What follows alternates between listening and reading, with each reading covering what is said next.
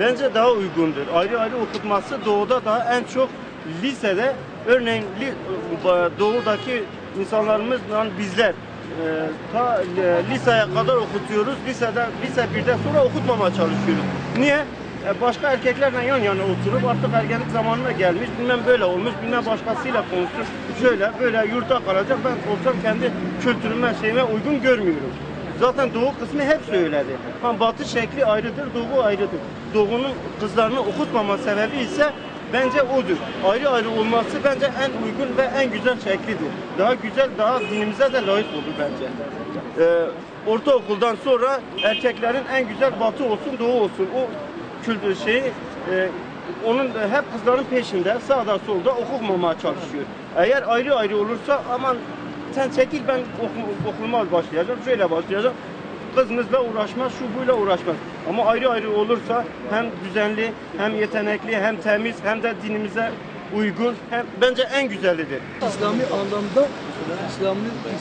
anlamda böyle. Ama o zaman Avrupa'ya niye gidiyoruz, insanları haksız ediyoruz can?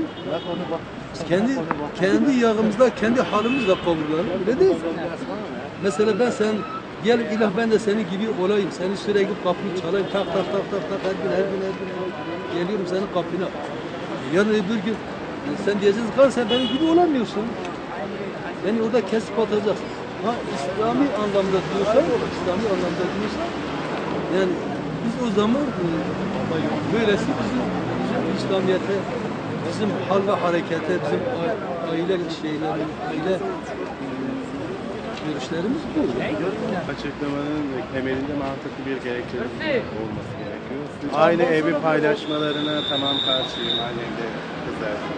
Aynı okulu ki yıllardır beraber aynı sıraları paylaşmış, aynı sınıfları paylaşmış öğrencilerin ayrılmasını ben çok onaylamıyorum doğrusu. Çok güzel verilmiş bir karardır.